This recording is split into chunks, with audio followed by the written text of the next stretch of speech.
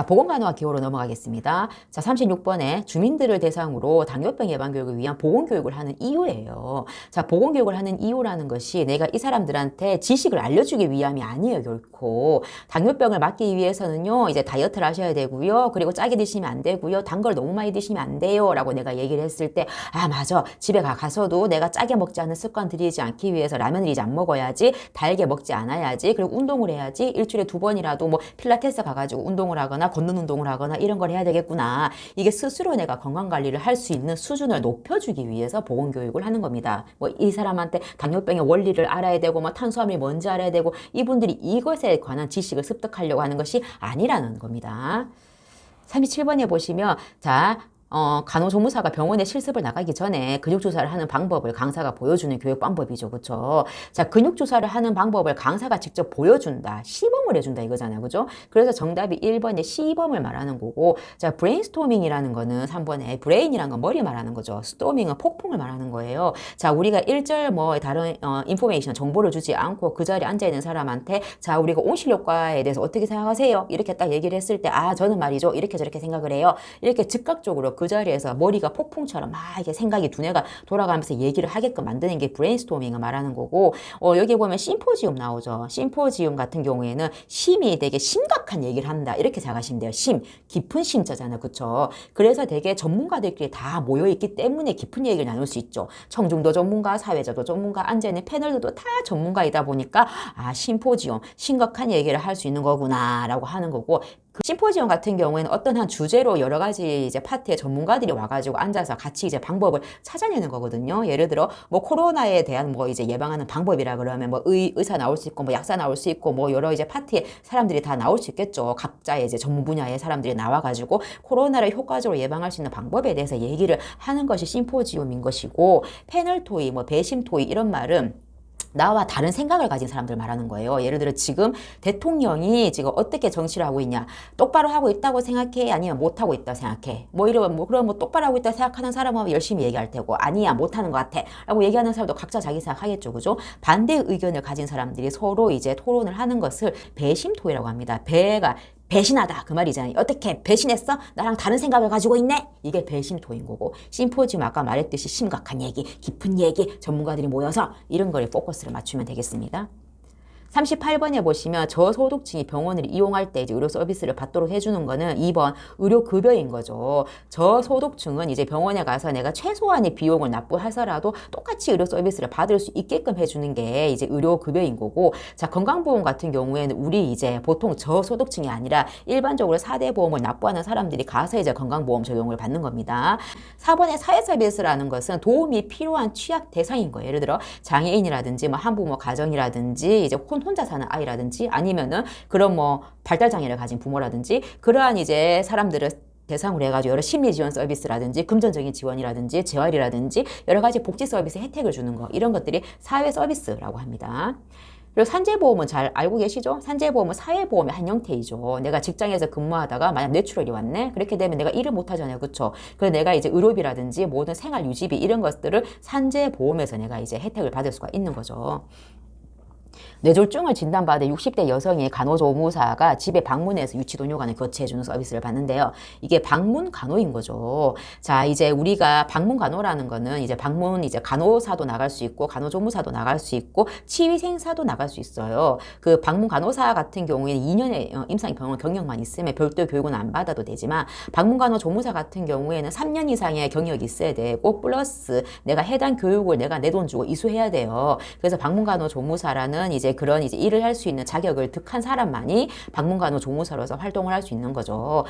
방문간호라는 거는 집에 있는 어르신들한테 내가 이제 방문을 해가지고 가서 폴리를 바꾸다, 유치도뇨관을 바꾼다든지, 뭐 아니면 상처 소독을 해준다든지 여러 가지 뭐 그런 것들을 해주는 게 간호를 해주는 것이 방문간호라고 할 수 있는 거고, 여기 나오는 방문요양이라고 하는 것은 이제 요양보호사가 집으로 가는 거예요. 그래서 이제 이 어르신이 필요로 하는 일상생활, 뭐 가사라든지 청소라든지 뭐 빨래 이런 것들을 도와주는 서비스가 방문 방문 요양 서비스인 거고, 자, 주간보호 같은 경우에는 이제 우리가 유치원 같은 경우가 있죠. 그죠? 어르신들 가는 건 노치원이라고 말하죠. 주간센터는 이제 어르신이 프로그램 안에서 계속 활동적으로 바둑도 치고 노래도 부르고 춤도 추고 프로그램을 계속 활동적으로 뭐 9시부터 5시까지 심심하지 않게 같이 어울려서 놀다가 집으로 오는 거거든요. 이게 주간보호센터라고 합니다. 단기보호 서비스라는 거는 뭐 한 달에 15일 안에 만약 보호자가 2박 3일 출장을 가야 돼요. 그렇게 됐을 때 2박 3일 동안 우리 어머니 단기적으로 이제 보호 좀 해주세요. 이제 맡기는 곳이 단기보호 서비스 기관인 거죠. 자, 노인요양 공동생활가정 같은 경우에는 이제 노인의료복지시설의 한 형태인 거죠. 노인요양 공동생활가정도 있고 노인요양시설이라는 것도 있어요. 크게 두 가지인 거죠.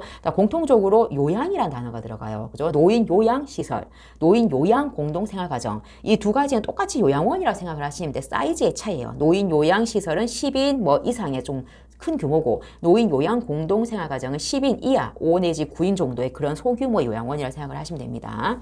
한국의 국민건강보험과 관련된 설명하는 말로 옳은 것은이라고 나오는데 정답이 2번이죠. 자, 우리가 국민건강보험과 관련된 이제 문제 되게 자주 나오기 때문에 기억을 하셔야 되고, 국민건강보험은 선택적으로 가입이 아니라 의무적으로 가입이죠. 강제로 가입을 시키는 거고, 소득에 비례해서 돈 많이 버는 사람은 많이 내고 적게 내는 사람은 적게 내는 거고 보험료가 결정이 되는 건데, 이 내가 내는 보험료와 상관없이 내가 받는 의료 서비스는 똑같죠. 그죠? 뭐 내가 10만 원 이제 보험료 내는 사람이나 만 원 내는 보험료 내는 사람이나 똑같이 균등적으로 내가 혜택을 받게 되는 거고, 그래서 이게 소득 재분배 기능이라고 하잖아요. 그죠? 많이 버는 사람, 소득 많이 있는 사람들의 그런 것들 세금을 더 많이 내게 해가지고 가난한 사람들한테 똑같이 서비스를 받을 수 있게끔 도와줘라. 소득 재분배 해주라. 이런 의미인 거죠. 이거 평생 혜택을 받는 장기보험이 아니죠. 국민건강보험은 단기보험에 1년짜리. 그래서 2023년에 내가 내는 보험료랑 2024년에 내가 내는 보험료는 단기보험이기 때문에 보험료가 달라지게 되는 겁니다. 41번에 보시면은 입원을 하기 전에 대략적인 비용을 내가 알 수 있는 거, 의료의 질이 저하될 수 있는 이런 진료비 제도는 뭔가라고 나오는데, 이거 포괄수가 제도를 말하는 거죠. 우리가 우리나라의 포괄수가 제도로 적용하는 게 뭐 백내장, 뭐 편도수술, 뭐 아데노이드, 뭐 치질, 항문, 제왕 등의 뭐 여러 가지 것들이 있죠. 이런 것들이 다 포괄수가제 안에 들어가는데 이걸 일일이 외울 필요는 사실 없어요. 포괄수가제는 패키지처럼 이게 대략적인 내가 돈을 알 수가 있어요. 제왕절개를 하게 되면 예를 들어 30만 원이다. 그러면 30만 원에 대략적으로 내가 해결할 수 있구나라고 사전에 내가 알 수가 있는 거잖아요. 하지만 병원의 입장으로 봤을 때는 이제 의료의 질이 떨어질 수가 있어. 왜냐하면은 행위별 수가제를 했을 경우에 내가 언제든 간에 내가 행위별 처방을 내는 거에 따라 가지고 이 환자한테 내가 돈을 받을 수가 있는데, 포괄수가제 같은 경우에 이미 돈이 책정이 돼버렸기 때문에 내가 뭐 열심히 의사가 노력을 할 필요가 사실 의욕이 없는 거예요. 포괄수가제란 것이 과잉진료를 막을 수 있는 장점이 있지만서도 의료의 질을 떨어뜨릴 수 있다는 그런 단점은 충분히 있다는 걸 이제 기억을 하셔야 됩니다. 행위별 수가제는 이제 우리가 정말 닥터한테 내가 처방을 받으러 갔을 때 의사가 뭐 엑스레이, 뭐 CT, 뭐 초음파든 뭐든 처방 내는 거대로 나는 하잖아요. 그죠? 그래서 내가 이제 돈이 얼마나 나올지 사실 잘 모르잖아요. 그게 사후 결정 방식이라는 거죠. 사후. 아까 포괄수가제는 사전에 내가 미리 돈을 알 수 있었다는 거고. 그래서 이제 어떠한 검사든 간에 의사 처방대로 내가 다 하기 때문에 없는 병도 찾아낼 수 있어요. 그래서 의료의 질이 굉장히 높아지는 거고 의사의 재량권도 높아지는 거죠. 질이 높아지는 거는 물론 참 좋은 거지만서도 과잉 진료가 있을 수 있다는 것이 중요한 단점인 거고, 예방보다는 치료에 의료인이 치중을 하게 되는 거죠. 치료에 치중을 해야지 더 많이 뭐 CT든 MRI든 뭐든 막 할 수 있게 되는 것이기 때문에 그런 거죠. 이거 진료비를 청구하고 심사하는 과정이 복잡해지는 게 행위별 수가의 단점인데, 자, 우리가 예를 들어 병원에 가서 내가 진료를 받잖아요. 진료를 받았는데 내가 입원을 했을 때는 20%만 납부하죠. 내가 100만 원의 진료비가 나왔다면 내가 내는 건 20만 원만 진료비 내는 거죠. 이렇게 되면 병원의 입장에서는 환자한테는 20% 받고 80%는 국민건강보험공단에서 받아야 되는 거죠. 그러면 이 병원은 국민건강보험공단에 신청을 하겠죠. 돈 주라. 80만 원 돈 주라. 라고 얘기를 하겠죠. 그럼 공단의 입장에서는 그래 알았어. 잠깐 있어봐. 심사를 한번 해볼게. 너희 병원에서 정말 과잉 진료가 없이 정말 똑바로 이제 잘했는지 내가 한번 심사를 해봐야 되겠어. 하고 돌려봤는데 좀 내가 보니까 과잉 진료한 것 같아. 그래서 80만 원을 미안하지만 못 주겠어. 한 70만 원만 줄게. 이렇게 얘기했을 때 병원이랑 공단 사이는 분쟁이 당해 있을 수가 없죠. 내가 80만 원 받아야 되겠어. 이렇게까지 내가 처방을 낼 수밖에 없어. 이유가 있었거든. 라고 계속 분쟁거리가 생기는 거죠. 그 정답은 41번에 이제 1번이 됩니다. 우리나라에서 현재 시행하는 포괄수가제, 행위별 수가제를 말하는 겁니다. 3번에 보시면 봉급제 같은 경우에는 봉급, 월급을 말하는 거죠. 그렇죠? 그래서 우리가 이제 뭐 예를 들어 진료 과장일 때랑 진료 부장일 때 때는 부장이 지급이 더 높죠. 만약 진료 과장이 1,000만 원 만약 받았다 하면은 진료 부장이 2,000만 원 줄게. 그러면은 나는 환자에 대한 의료의 질이라든지 이런 거는 별로 이렇게 신경 쓰고 싶지 않아요. 별로 신경이 안 쓰여. 그 말고 난 어떻게 하면 승진을 해가지고 부장에 대해서 돈을 더 받을 수 있을까? 이거에 내가 포커스가 맞추기 때문에 형식적인 진료, 관료적인 진료 이거가 이루어질 수 있다는 게 단점인 거고, 인도제라는 것은 현재 영국에서 이제 도입하고 있는 제도이거든요. 인도라는 것은 사람의 머리를 말하는 거죠. 사람의 머리 숫자에 맞춰가지고 이 의사가 보수를 받게 되는 거예요. 예를 들어 내가 이제 100명에 대한 이제 환자를 내가 맡게 됐잖아요. 그럼 이 100명이 나한테 환자 진료를 오든 말든 상관이 없어. 무조건 나한테 월급을 주는 거죠. 형식적인 과소치료가 있을 수 있는 거죠. 내가 열심히 한다 해도 내가 나한테 들어오는 수입은 똑같기 때문에 그런 거죠. 이거 초기 계약제라는 거는 왜 우리가 아까 그랬죠. 행위별 수가제 같은 경우에는 내가 처방을 낸 만큼 내가 공단에 이제 제출해가지고 나 돈 줘. 나 이만큼 이제 썼거든 하면서 공단에 청구해서 돈을 받는 과정이 필요하다 그랬죠. 그래서 뭐 처방이라든지 이런 것이 과잉진료의 부작용이 있을 수 있는 게 행위별 수가제라 그랬습니다. 근데 총액계약제란 거는 이제 보험자, 국민건강보험공단이랑 이제 병원이랑 사전에 이제 총액이라는 게 계약이 협의가 끝나면 끝나버린 거예요. 예를 들어가지고 어떠한 이제 의료기관에 1년에 너네가 청구할 수 있는 게 1억밖에 안 돼. 1억 끝이야. 더 이상 안 돼. 이렇게 총액이 결정이 나버리는 거예요. 그래서 병원 입장에서는 내가 무리하게 비급여인 뭐 초음파라든지 뭐 이런 거를 굳이 처방을 낼 필요가 없는 거예요. 왜냐? 내가 어차피 돈을 받을 수 없기 때문에 그런 거죠. 그래서 과소진료를 하게 될 수 있고, 중증 환자, 중증 환자라는 건 여러 가지 것들이 처치가 이루어지기 때문에 병원 입장에서 돈은 더 많이 내가 쓸 수밖에 없는 거죠. 내가 받을 수 있는 총액은 이미 결정이 나버렸기 때문에 진료를 열심히 하려고 하는 의욕도 떨어지고 소극적인 이제 진료를 할 수 있는 확률이 되게 높아지는 거죠. 자, 우리가 여기서 포괄수가제, 행위별수가제는 우리나라에서 현재 시행하고 있는 진료비제도이기 때문에 반드시 기억을 하셔야 되겠죠. 42번에 보시면은 건강진단이죠. 직장에서 건강검진을 할 때 질병이 의심되거나 다시 건강진단을 해야 된다고 통보를 받은 근로자의 결과는 이 말인데, 자, 우리가 건강검진했을 때 A가 뭐예요? A. A는 건강진단, 좋아, 우수해, 좋아, 엑셀런트해, 이 말이죠, A. 근데 여기서 C1과 C2가 있죠, 그죠? C1과 C2는 뭐예요?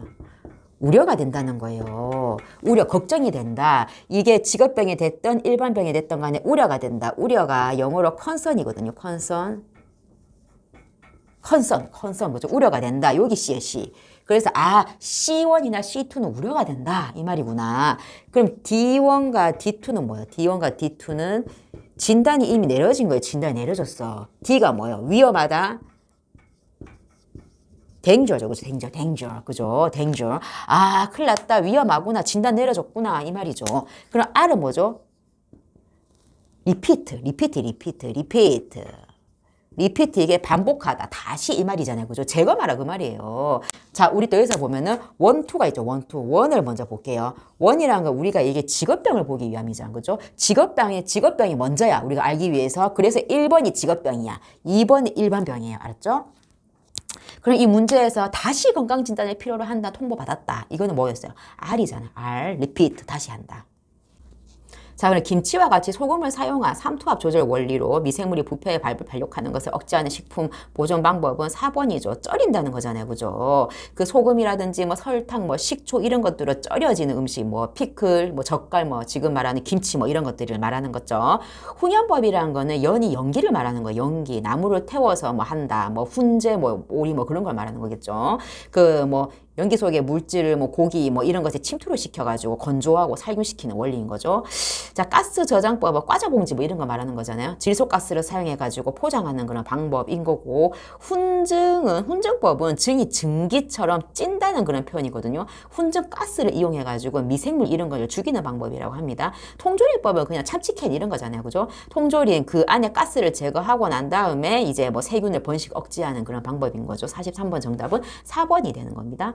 44번에 보시면 우리가 일회용 기저귀, 플라스틱 제품 이런 거는 재활용이 안 되는 거잖아요. 이런 재활용이 안 되는 그런 폐기물을 만들어내는 제조업자, 이런 사람들은 되게 환경을 되게 오염을 시킬 수 있는 원인 물질을 제공하는 사람들이죠. 그래서 이분들한테 너희가 폐기물을 그렇게 만들어내서 환경을 오염시키니 폐기물 부담금 제도를 너희한테 좀 돈을 좀 세금을 부과해야 되겠어. 그래서 폐기물 부담금 제도를 이제 그 사람들한테 하는 거고, 1번에 보시면 환경 영향 평가라는 거는 왜 신도시 같은 거 있죠. 뭐 신도시 뭐 땅을 다 갈아엎어가지고 거기다 건물이 들어오고 아파트가 들어오기 위해 가지고는 우리가 사전에 환경 영향 평가라는 것이 이루어지는 거죠. 거기에 뭐 건물 같은 게 들어왔을 때 주변에 끼치는 환경, 뭐 교통, 뭐 주변에 살고 있는 인구들한테 미치는 영향 이런 것들이 어느 정도 이제 미치는지 파악을 해가지고 최소한으로 영향을 미치도록 함이 목적인 거예요. 자, 그래서 3번의 폐기물 처분 부담금 제도라는 거는 자, 아까 전에 우리가 그 일회용 기저귀 플라스틱 같은 경우에 폐기물 부담금 제도라고 했죠. 폐기물 처분 부담금 제도는 우리가 만약 예를 들어 종이 박스라고 칩시다. 이런 것들은 재활용할 수 있잖아요. 재활용할 수 있는 것들임에도 불구하고 재활용하지 않고 얘네들을 처분하는 그런 업체, 이런 업체들한테 폐기물 처분하는 부담금 제도 이런 거를 씌우는 거예요. 탄소세라는 거는 이제 우리가 화석 연료를 사용하게 되면 이것들이 모두 이제 유해 물질이 나와서 우리가 환경을 오염시키잖아요. 그죠? 그래서 이제 이런 탄소를 되게 많이 배출시키는 이런 공장 같은데 이런 데 부과하는 뭐 세금 이런 거겠죠. 환경 개선 부담금이란 거는 자동차를 이제 운전하게 되면 거기서 배기가스가 되게 많이 나오잖아요. 그래서 이 배기가스를 통해 가지고 환경을 당신이 오염시키니 이 오염시키는 것을 개선시키기 위해서 그 자동차 운전하는 사람한테 부담시키는 게 환경 개선 부담금이라고 합니다. 45번에 보시면 병원에 비치는 심폐소생술 유인물 종이 쪼가리죠. 종이 쪽지를 받아왔대요. 이것을 집에서 내가 혼자 이렇게 보면서 공부를 한대요. 이 교육에 대한 설명으로 옳은 것은 정답이 3번이죠. 자, 유인물 같은 경우에는 많이 쌓아둘 수 있죠. 테이블에 뭐 이빨이 쌓아놓으면 거기서 가져가 사람 그냥 마음대로 막 가져가시잖아요. 그렇죠? 이럴 때 많은 대상자에게 지급할 수 있어서 굉장히 경제적인 방법이긴 하죠. 하지만 이제 1번처럼 보세요. 대상자의 교육 수준 차이에 따라 적절한 교육을 할 수가 없죠. 갖고 가는 사람이 할머니가 가져가는지 아기가 가져가는지 누가 가져가는지 어떻게 알아요? 그래서 교육 수준도 차이도 뭐도 아무도 몰라요. 적절한 교육을 제공할 수가 없어요. 일괄적인 유인물에 있는 그 자료만이 나갈 뿐인 거죠. 현장에서 바로 적용할 수 있겠습니까? 그 사람이 유인물을 가지고 집에 갈 수 있고 회사에 갈 수 있고 뭐 할 수 있잖아요. 그죠? 그리고 4번에 보시면 즉각적인 피드백 할 수가 없죠. 자기 혼자 집에 가서 이렇게 들여다보고 있을 건데 5번에 보건교육 효과를 어떻게 확인하겠습니까? 내가 이거 읽고 대충 버렸을 수도 있고 내가 이해를 못 해가지고 모르겠다 찢어버렸을 수도 있잖아요. 그죠? 그래서 정답이 45번에 3번인 거죠. 46번에 보시면 고등학생을 대상으로 성교육을 하기 전에 미리 확인해야 될 거는 뭘까요? 46번 정답은 이제 1번이거든요. 학습자의 이제 지식 수준 뭐 그런 정도를 먼저 파악을 해야 되는데 이제 내가 어떤 성교육을 하기 전에 이 아이들이 뭐 피임에 대한 이제 단어에 대해서 어느 정도 알고 있는지 뭐 2차 성징 이런 것에 대해서 배란이라든지 이런 것에 대해서 이 학생들이 어느 정도 파악을 하고 있는지 맞춰가지고 내가 이제 교육 내용을 짜야 되는 거예요. 이미 배란이 뭔지 다 알고 있는 아이들한테 또 배란에 대해서 막 상세하게 설명을 하게 되면 효과적인 보건교육이라고 할 수가 없는 거예요. 47번에 보면 적도 태평양의 해수면의 온도, 이제 바다의 온도가 비정상적으로 높아지는 거는 지구 온난화 때문에 생기는 거죠. 이제 평소보다 수온이 되게 높아짐으로 인해 가지고 바닷물은 평소보다 수증기가 더 많이 증발되는 거죠. 이 수증기가 더 많아지고 이제 구름도 더 많이 생김으로 인해 가지고 폭우도 더 많이 생기고 태풍도 많이 생기고 홍수도 그만큼 많이 생기고 고온, 뭐 다습한 그런 무더위가 굉장히 길어진다거나 이런 현상들이 우리가 엘니뇨 현상이라고 하는 겁니다. 활성 온이법에 대한 설명으로 옳은 것은이라는 말이 나오는데 우리가 하수도 같은 데 보면은 왜 하수의 밑에 깔려있는 찐득찐득한 거 있죠. 검은 색깔 물질 이것을 온이라고 하는데 이 안에 호기성 균이 살고 있는데 호기성 균이란 건 호기, 공기를 좋아한다, 산소를 좋아한다는 거죠. 이 호기성 균을 많이 가지고 있는 그런 상태를 활성온이라고 부르는 거죠. 그러면 뭐 우리가 집에서 만약 김치찌개를 먹어서 찌개 같은 찌끄러기들이 나오거나 공장에서 폐수가 나오거나 그런 것들이 다 유기물질이잖아요. 그렇죠? 이런 유기물질들을 다 분해를 해야 되잖아요. 이것이 분해가 되지 않고 있으면은 썩어가지고 오염이 되는 거잖아요. 그죠? 그럼 이러한 것들을 다 분해하는데 이용하는 것들이 활성온이 아니야. 아까 살고 있는 호기성 균이라는 거예요. 이 균들이 이 유기물질을 냠냠냠냠 먹어가지고 분해시켜준다는 거죠. 그러면은 이 균들을 더 많이 활성화시키기 위해서는 이 균들이 되게 좋아하는 산소를 되게 많이 공급을 하게 되면은 이 호기성균이 많이 번식을 하고 더 많이 일을 할 수 있게 되고 유기물질을 더 많이 분해시켜서 깨끗하게 만든 거죠. 그래서 정답이 48번 2번 산소를 충분히 공급해가지고 유기물을 산화시키는 방법이죠. 이 활성온이법은 BOD랑 같이 연관지어서 생각할 수 있는 거죠. BOD 같은 경우에는 뭐예요? 생물학적 산소 요구량이잖아요. 어떤 유기물질이 내려왔을 때 이 유기물질 분해시키기 위한 균이 잡아먹죠. 유기물질을. 그죠? 이 유기물질 잡아먹는 데 필요한 산소량 BOD가 되게 높아진다는 것은 유기물질이 굉장히 많기 때문에 유기물질을 분해하는 균들이 많이 있어야 되는 거고 이 많은 균들이 먹을 산소가 많이 필요하다는 거잖아요. 그래서 BOD가 높다는 거는 유기물질이 많다는 거고 유기물질이 많다는 것은 산소가 DO가 그만큼 낮아지고 오염이 되게 많이 됐다는 그런 말인 거죠. 인력, 시설, 장비들의 배치의 중요성을 다룬 보건 의료체계 구성 요소는 나오는데 49번의 정답은 이제 2번인 거죠. 자, 우리가 이제 그 여러 보건 의료 체계를 구성하기 위해서는 많은 간호사, 뭐 많은 간호조무사도 있어야 되고 의사, 뭐 방사선사, 물리치료사 여러 가지 인력들이 필요하죠. 그죠? 이 인력들이 일을 하기 위한 이 병원이라는 시설, 물리치료실, 뭐 아니면 간호사실, 환자 뭐 병실 이런 식으로 시설이 있어야 될 테고 MRI 기계, 뭐 물리치료 기계 여러 가지 그런 장비들이 다 갖추어져야 되는 거죠. 이런 모든 것들이 보건의료 자원들이라고 하거든요. 그죠? 이 많은 보건의료 자원들이 보건의료 체계를 구성하는 한 가지가 되는 거죠. 근데 이런 인력, 시설, 장비들이 효과적으로 조직적으로 배치가 돼야 된다는 거예요. 예를 들어 1차 의료기관, 2차 의료기관, 3차 의료기관 있죠. 1차 의료기관은 뭐죠? 우리가 의원을 말하는 거죠. 의원. 2차 의료기관은 의원보다 좀 더 큰 뭐 작은 종합병원 정도 되겠죠. 3차 의료기관은 대형 병원, 큰 병원 이런 거 말하는 거죠. 쉽게 표현해서. 그럼 보세요. 1차 의료기관 내가 의원에 갔을 때는 뭐 CT도 있고 MRI도 있고 초음파 여러 가지 각가지 장비와 시술을 할 수 있냐요? 아니잖아요. 그죠? 의원에 갔을 때 내가 간단하게 진료를 받을 수 있고 의원에 갔을 때는 간호조무사들이 대부분 일을 하고 간호사들은 없잖아요. 그죠? 하지만 2차 의료기관에 갔을 때는 이제 간호사와 간호조무사가 적당히 섞여서 일을 하게 되는 거고 의원보다는 CT나 뭐 MRI 이런 것들 여러 가지 장비들이 할 수 있는 것들 수술할 수 있는 것들이 있지만 3차 의료기관보다는 시설적으로 인력적으로 모든 것들이 다 딸리잖아요. 이게 2차 의료기관인 거고 2차에서 안 되면 3차 의료기관 대형 상급종합병원에 가게 되잖아요. 그렇죠? 상급종합병원에 가게 되면 1, 2차에서 해결하지 못한 이제 고난이도의 모든 사람들이 다 몰려가는 곳이기 때문에 굉장히 고급 인력들이 들어가는 거고 고급 장비, 고급스러운 시설, 기술, 지식 이런 것들이 다 밀집이 돼 있는 거죠. 이게 1차, 2차, 3차 의료기관에 맞춰가지고 적절히 조직적으로 배치가 되어야 된다는 겁니다.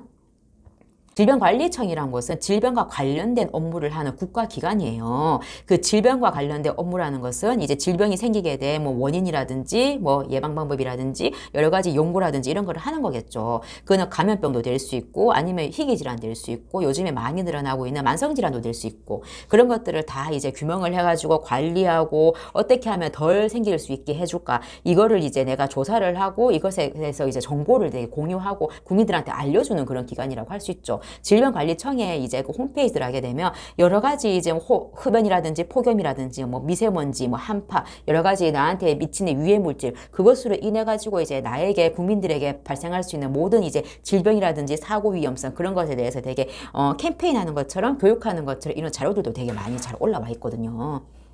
자, 제3과목 공중보건학 개론을 먼저 보겠습니다. 자, 51번 모자보건법 상으로 4세대 영유아의 건강진단은 몇 개월마다 이루어지는가? 라고 나오죠. 자, 우리가 모자보건법 상에서 영유아라는 것은 초등학교 들어가기 전 아이까지 영유아라고 하는 겁니다. 자, 그러면은 이 4세 된 아이 영유아 건강진단은 정답이 51번에 4번이거든요. 6개월마다 한 번씩 합니다. 신생아는 수시로 하기를 권장하고 출생 후부터 1년까지는 한 달마다 아기 데려가서 이제 검진하고 출생 후 한 1년이 지나서 5년까지 6개월마다 한 번 이렇게 건강진단을 받도록 이제 하죠. 52번 아래의 공식은 무엇을 말하는가 나왔죠. 자, 같은 해 임신 28주 이후 사사나 생후 일주일 내 신생아 사망자 수라고 나오는데 자, 이거는 주산기를 말하는 거죠. 주산기는 출산 전후의 시기를 말하는데 산모랑 태아의 건강 상태를 파악할 수 있는 지표인 거죠. 임신 28주 이후의 조산이라는 것은 산모와 태아의 건강 문제로 인해서 조산이 발생하는 경우인 거죠. 생후 일주일 안에 이제 사망하는 것 역시도 신생아가 선천적인 문제로 인해 가지고 이렇게 이제 사망하게 되는 원인이기 때문에 그런 거죠. 이 답은 주산기 사망률이지만 우리가 중요하게 보는 건 영아 사망률을 봐야 되는 거죠. 영아 사망률 같은 경우에는 한 국가의 보건 수준 지표를 이제 확인할 수 있는 중요한 데이터인 거죠. 영아식이라는 거는 돌 전에 1년 동안 아기한테 이유식을 먹이고 뭐 예방접종을 하고 여러 가지 이제 부모가 이제 위생적으로 보건적으로 개념을 가지고 아이를 관리를 해서 건강하게 키워야 되는 건데 이때 만약 부모가 이제 위생 수준이라든지 보건의 그런 개념 자체가 많이 없으신 분이라면은 저번 같은 경우에도 소독도 하지 않고 애기한테 막 물린다거나 예방접종도 시키지 않다거나 이렇게 하면 이 아이가 사망하게 될 확률, 질병을 가지게 될 확률이 높아지는 거죠. 그래서 한 국가의 보건 수준을 알 수 있는 거는 영아 사망률이에요. 53번에 보시면은, 자, 0 내지 14세 유년 인구가 40명이에요. 65세 노인 인구는 100명이고, 15 내지 64세 인구가 500명일 때, 노년 부양비가 얼마냐라는 거죠. 이 부양비라는 거는 15 내지 64세 인구라는 것이 이제 우리가 경제 활동을 할 수 있는 생산층의 인구를 말하는 거죠. 자, 우리가 부모의 생산 연령, 아까 전에 15 내지 64세 인구가 이제 들어가게 되고, 부모의 노인과 이제 유년 인구가 이제 같이 들어가게 되면 얘는 뭐겠어요? 이제 총 부양비가 되는 거죠. 총 부양비가 되고, 근데 생산 연령분에 노인만 나온다면은 노년에 대한 이제 부양비 말하는 거고, 유년만 들어가게 되면 이제 유년 인구에 대한 부양비를 말하는 거죠. 여기 문제는 이제 노년 부양비를 말하는 거죠. 생산 연령 인구 500이라 그랬죠. 그죠? 500분의 이제 노인 인구 100명이죠. 100 곱하기 100이 되는 거지. 그렇게 되면 얼마예요? 5, 20이 되는 거죠. 만약에 총 부양비를 계산해 볼까요? 총 부양비를 계산해 보면은 밑에는 똑같이 500이 되는 거죠. 위에는 노인 인구 플러스 유년 인구가 되니까 140이 된다. 그죠? 140 곱하기 100이 되겠지. 그쵸? 그러면 여기 5가 되고 5, 20, 5, 8, 40, 28이 되는 겁니다. 총 부양비는 28. 여기 문제에는 노년 부양비를 물어봤으니까 20, 정답이 1번이 되는 겁니다. 54번에 배우자가 교통사고로 사망을 했대요. 인정하지 못하는 거죠. 이때는 이제 부정인 거죠. 아니야, 그럴 리가 없어 라고 고통스러운 현실을 받아들이기 힘드는 무의식적인 반응인 거죠. 자, 보상작용은 작은 고추가 더 맵다 이런 것처럼 키가 지나치게 작은 사람은 공부를 열심히 해서 내가 뭐 성공을 할 거야, 뭐 유명한 대학, 큰 대학에 내가 지원을 해서 합격을 한다, 뭐 이런 거고, 승화라는 것은 자, 사회적으로 용납할 수 없는 행동, 예를 들어 내가 되게 만약 이제 나쁜 사람이었어요. 막 다른 사람 막 패고 다니고 때리고 하고 막 폭력적인 그런 깡패 같은 그런 사람이었는데, 내가 이런 이제 에너지를 건전하게 이제 권투 선수로 내가 이제 해보겠다. 태권도 선수로 해보겠다. 뭐 그런 거겠죠.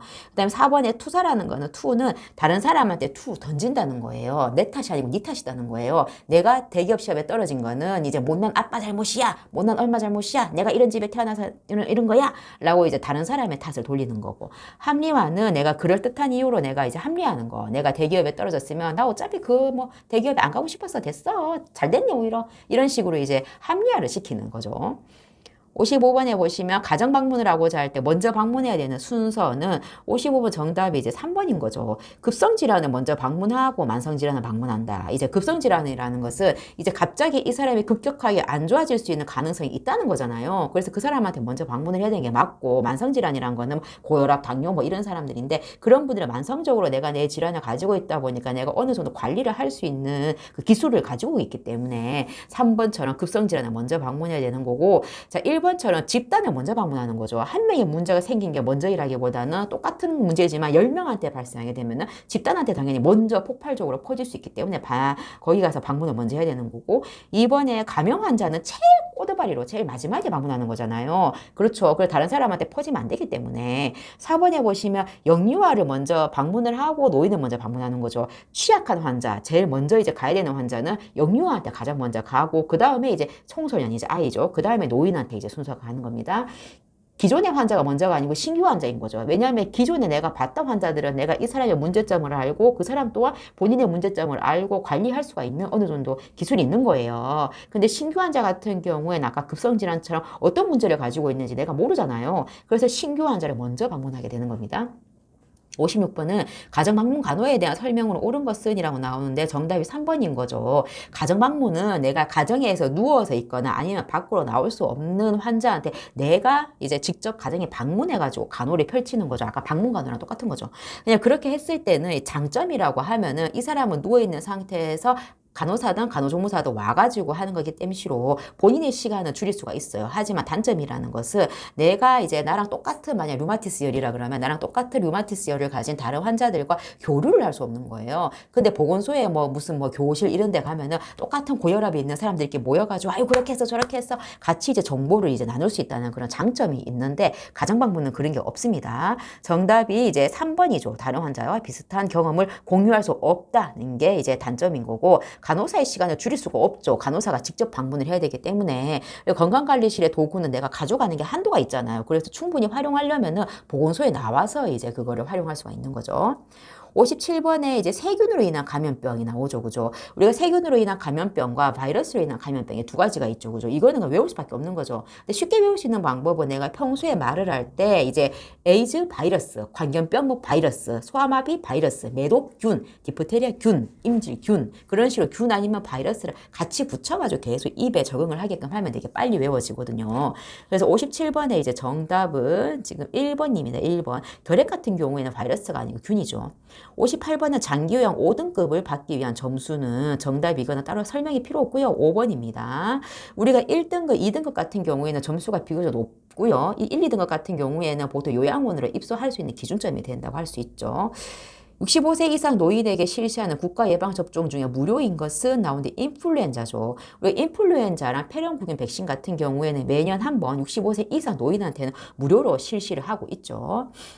60번의 1차 예방 활동에 대해서 해당하는 것은 나오는데 1, 2, 3차 예방 활동에 대한 것을 우리가 이제 기억을 해야 되는 부분입니다. 여기 정답은 5번이거든요. 인플루엔자 접종인데 1차 예방이란 거는 중요한 건 내가 아무 증상이 없는 거예요. 요즘에는 사람들이 보건 건강에 대한 그런 관념 자체가 굉장히 수준이 높아졌기 때문에 1차 예방 활동에 굉장히 많이 포커스를 맞추죠. 내가 이제 건강한 식단을 하고 내가 체중 조절하고 이제 꾸준하게 운동을 하고 예방 접종을 조기에 맞고 내가 스트레스 관리를 하기 위해서 요가를 하거나 이런 것들이 모두 나는 증상이 없고 나는 병이 없지만 내가 더 건강하게 살기 위해서 1차 예방 활동을 펼치는 거잖아요. 2차 예방 활동이란 거는 중요한 건 증상이 있어요. 증상이 위가 뭐 속이 쓰린다거나 계속 기침이 있다거나 증상이 있을 때 조기에 가가지고 속 쓰리네 위내시경 한번 받아볼까 해서 조기에 검사해가지고 조기에 위험을 발견해서 조기에 내가 치료를 하는 게 목적인 거예요. 2차 예방은 아까 말했듯 조기에 치료, 진단이 이미 붙은 거예요. 그리고 당뇨 환자, 고혈압 환자 같이 이제 이 기존의 병을 가지고 있죠. 병 가지고 있지만 당뇨 환자를 대상으로 해가지고 이제 발 관리에 대해서 내가 교육을 해줘요.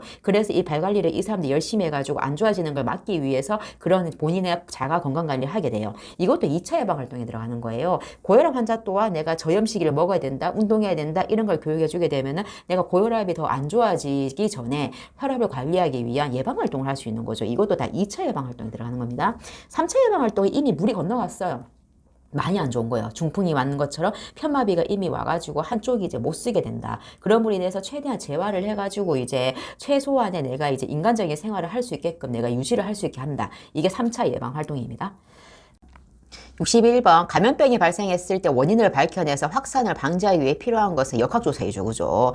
우리가 이제 어떤 감염병이 발견됐을 때는 역학조사라는 걸 지난번 되게 많이 했죠. 이 환자가 제일 처음에 어디 뭐 다른 나라 어느 나라에 갔다가 이제 어디 비행기를 타고 들어왔고 들어와가지고 어디를 움직였다는 거 동선조사 같은 거 하잖아요. 이게 역학조사라고 하는 거죠. 1번이고 자 유병률과 발생률 같은 걸 구분할 줄 알아야 되는데 유병률이란 거는 이제 유병 병이 있다는 그런 말인 거죠. 왜 고혈압이라든지 당뇨병 같이 만성질환 같은 경우 유병률이 계속 높아지죠. 왜냐하면은 자 우리가 이제 고혈압 당뇨가 있다고 하더라도 요즘에 본인이 건강관리하면서 내게 수명이 되게 많이 길어지잖아요. 그래서 이분들이 사망하기 전까지는 고혈압 당뇨 환자 계속 축적이 되잖아요. 그렇죠? 이 축적이 돼서 살아계신 모든 환자들은 싹 다 유병률 안에 들어가기 때문에 만성질환은 유병률이 높아지는 거예요. 근데 발생률이라는 것은 일정 기간에 새로 발생한 환자 수를 말하는 거예요. 새로 발생한 환자 수. 예를 들어서 이제 고혈압 당뇨가 이제 원래 계속 깔고 있던 환자들은 원래 기존에 있던 환자들을 다 제끼는 거예요. 다 빼는 거예요. 다 빼고 아무 이제 진단이 없는 깨끗한 건강한 사람들 중에서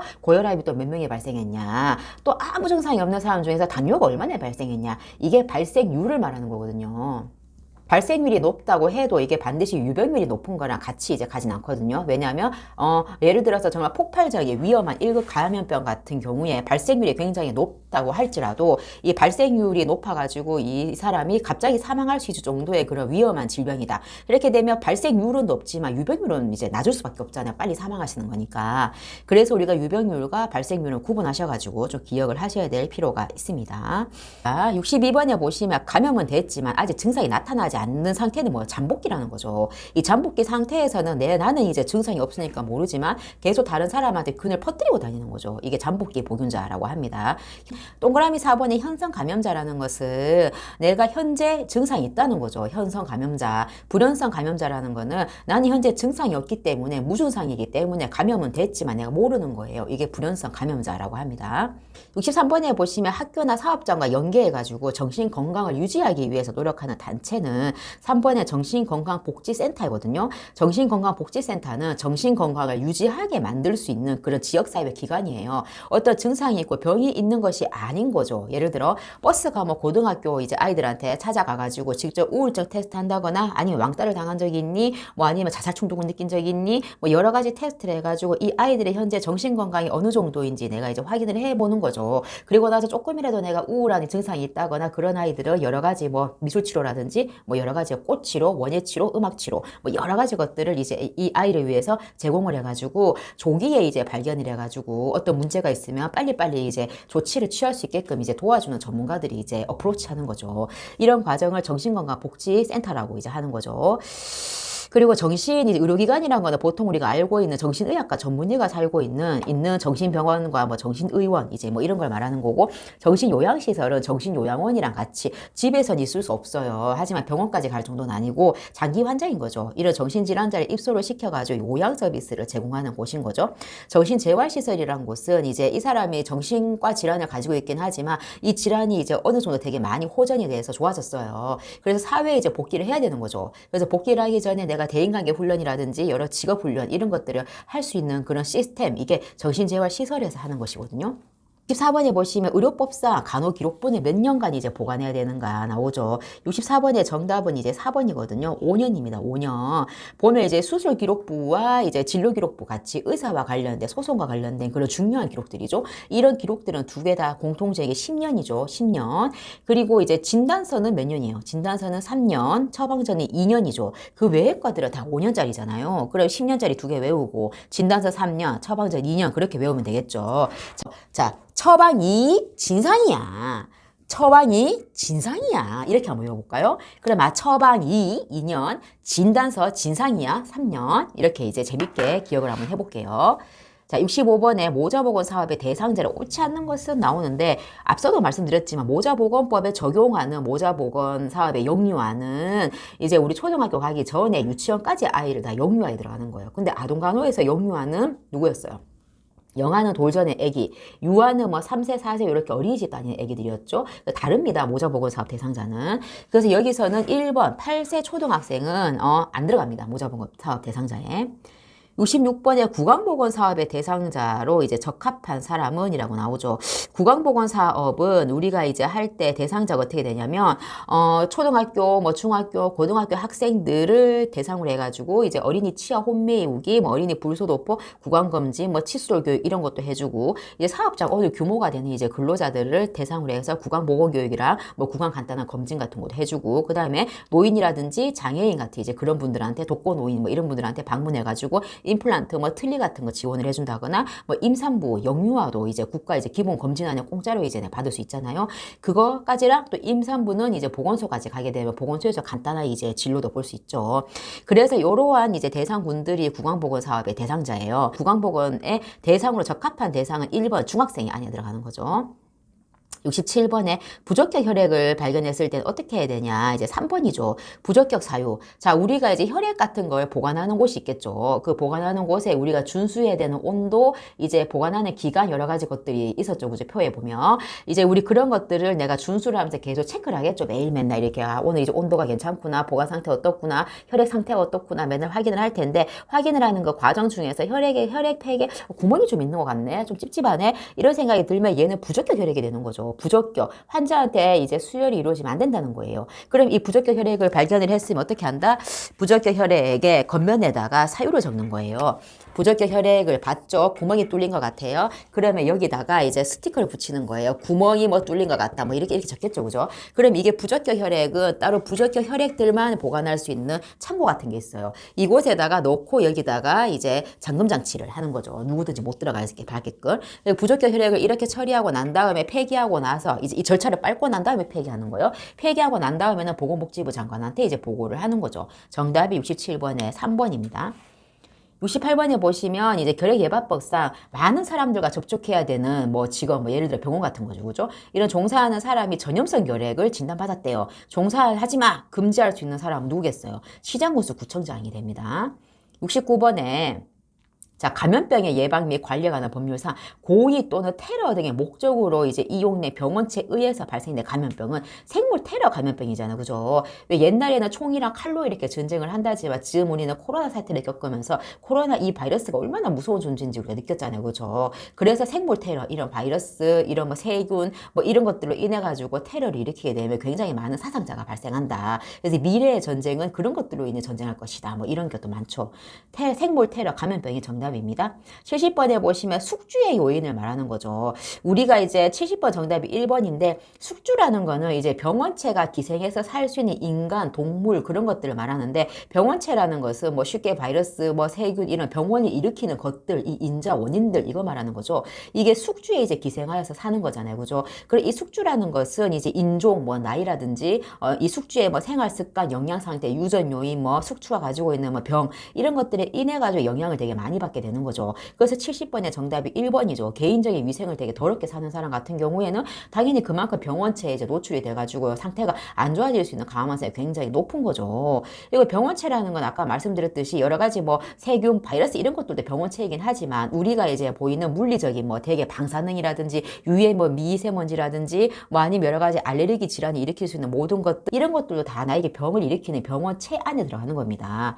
그리고 이제 우리가 대표적으로 이제 환경이란 것도 있죠. 그죠? 환경이란 것은 내 숙주, 나를 둘러싸고 있는 모든 인자들을 말하는 거죠. 공장에서 일하네? 그렇게 되면 수은을 되게 많이 노출이 되는 그런 환경에 일을 하는지, 내가 농촌에서 일을 하네? 그럼 내 찐득이에 많이 노출이 되는 환경에 일할 수 있는 거잖아요. 그죠? 그처럼 나를 둘러싸고 있는 모든 이 나에게 영향을 미치는 그런 환경들을 말하는 거죠.